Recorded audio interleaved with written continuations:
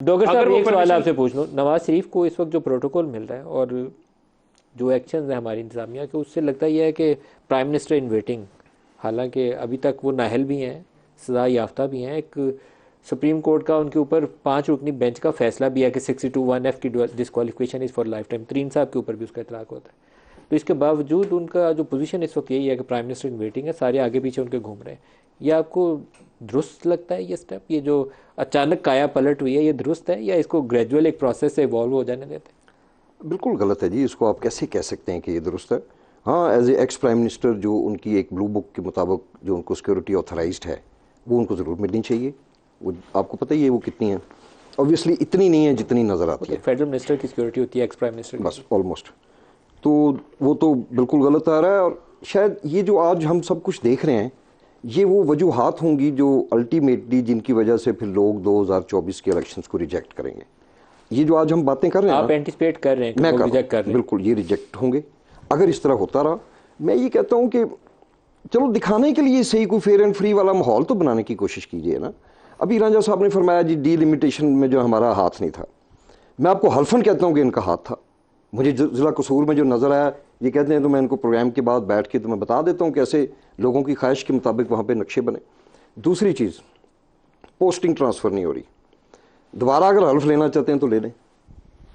تمام ڈسٹرکٹس میں پاسبل ہی نہیں کہ کسی وہاں کے مقامی جو بااثر پولیٹیکل شخصیات ہیں ان کی مرضی کے مطابق کے بغیر کوئی ڈی پی او، ڈی سی، کوئی ایس ایچ او، پٹواری لگ جائے.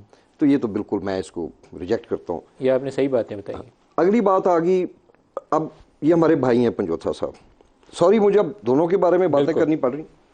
9 مئی کا یہ واقعہ، یہ بار بار کہتے ہیں کہ جی عمران خان صاحب نے کوئی ایسی بات نہیں کی.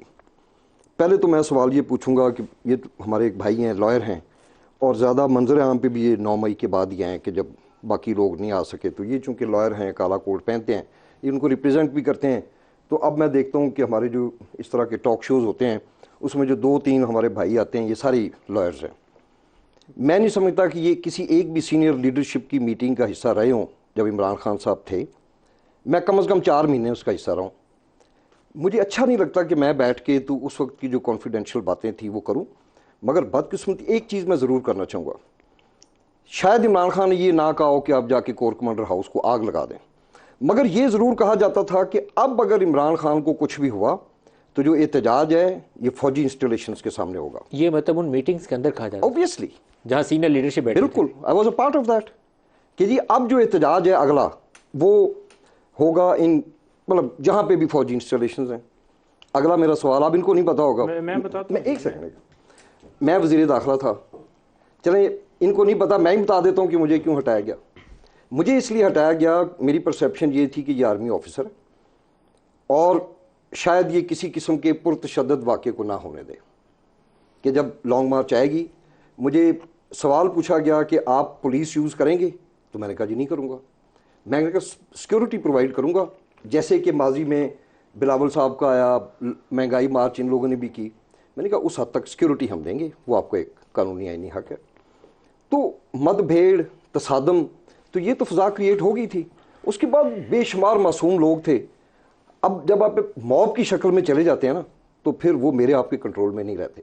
میں نہیں، ہو سکتا ہے یاسمین راشد کبھی بھی نہ چاہتی ہوں کہ لوگ کور کمانڈر کے گھر کے اندر گھس کے آگ لگا دیں، مگر جب موب وہاں چلا گیا، جی ایچ کیو کے سامنے چلا گیا، تو موب مینٹیلٹی کس کو کہتے ہیں؟ یہ وہی کام ہوا ہے. لیکن یہاں پر ایک میں آپ سے بات پوچھ لوں پھر میں رانجھا صاحب کی طرف جاؤں گا. میں بار بار آن ایئر کہتا ہوں لیکن مجھے لگتا نہیں ہے کہ میری اس بات کو ابھی تک کوئی ایون شہباز شریف کے لیے یہ بات قابل قبول نہیں تھی. میرا خیال یہ ہے کہ وہ لوگ جو اکثریت اندر نوجوان بچے ہیں، خواتین ہیں، ان کے لیے ریاست کو معافی کا عمل شروع کرنا چاہیے، کیونکہ وہ ایک بیانیے کو ایکسیپٹ کیا انہوں نے.